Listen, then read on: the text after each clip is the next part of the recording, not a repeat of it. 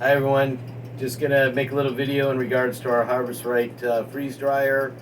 What our experience has been. We've had it probably about 7 months now, 8 months. Um, so we'd considered getting one for probably close to 3 years. We did end up getting the medium. Um, some of the differences with the sizes, there's a small, a medium, and a large. And we decided to go with the medium, partly because of price. Also, the large, you have to have a dedicated 220 outlet for it, um, where the medium and the small is just a regular standard 110, which is nice because if you can move around different spaces in your home or whatever, but just makes it a lot more convenient. And you know, so anyways, yeah, we've enjoyed it tremendously. We did do a lot of research on it, a lot of YouTube videos watching in regards to it. We bought ours directly through Harvest Right. I do see now that you can buy them through Home Depot, and I know there's various other places that do tend to have them. You can search and see who may sell them, possibly in your area. Um, if they have them in stock and you're able to go pick one up, that's going to be your best choice, I believe, because otherwise, for our experience, it was quite a bit of a waiting time from when we ordered to when we got it. Um, they're not problem free in the sense that they're great machines. I'm extremely grateful that we can have this kind of technology in our home. Um, and they've come great distance with improvement of the product. And they are really good. They're solid. I'm not saying they're not, but I don't know if it just in recent times because of the high demand and them trying to get them out the door that that you may find one that needs a little bit of attention after you get it, and that was our case. We were having problems with it getting down to the pressures that it needed to be, and we ended up having to send it back. So they may ask you to do a little bit of taking the panel off and this and that, and find yourself doing some tech work. But if you can't, obviously they'll send you packages and have them come pick it up, and the packaging, and have you pick it up and get it fixed. And so ever since we got it back, it was no problem. They did take good care of us, and they gave us some. We ended up with some extras for our inconvenience. Not saying that that's a standard, but anyways. Other than that, we've loved it. It's been great. The freeze drying vegetables, you maybe blanch them and then you freeze them, pre-freeze them, or you can stick them in the freeze dryer and freeze them from the freeze dryer. It just takes longer time. Some things it's better to pre-freeze, like if you're going to do raw eggs. It's best to freeze dry it because you could end up with a mess on the inside. I'm not totally sure why that is, but it seems to be something that not only happened to us but others. So if you freeze them ahead of time,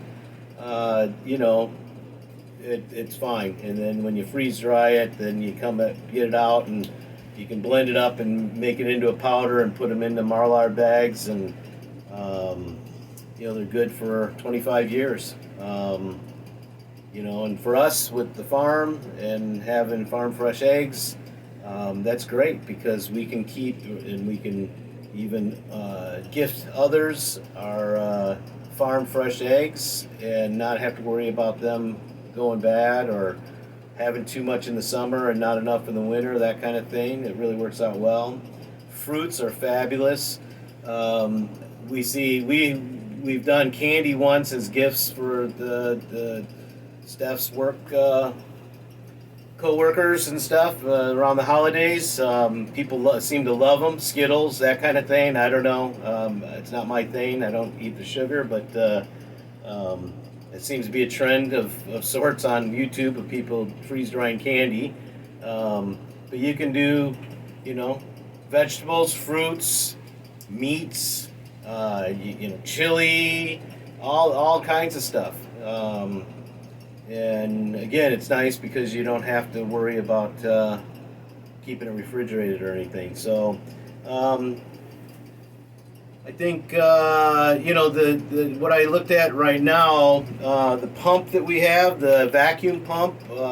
There's various ones out there, older models, ones that they're offering now, and actually the Premier pump, what they come standard with the unit when we bought it was extra charge, and whatever they seem to always have these new better vacuum pumps that they're offering, and it's typically around a $1,500 increase of price, thereabouts.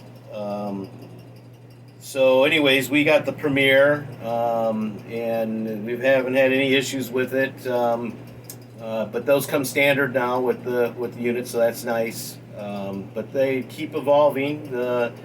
It's pretty much a self, you set it and forget it kind of a thing, so to speak. The timing of it, it'll run depending on what you got in there. You could run it 18 hours, 12, 18 hours. You can always add more time to continue to dry it further, or if you need to expand the time just to be able to get it to a convenient time for you to process it after it's done. But anyways, I think that kind of covers it all. So there's a medium, a large.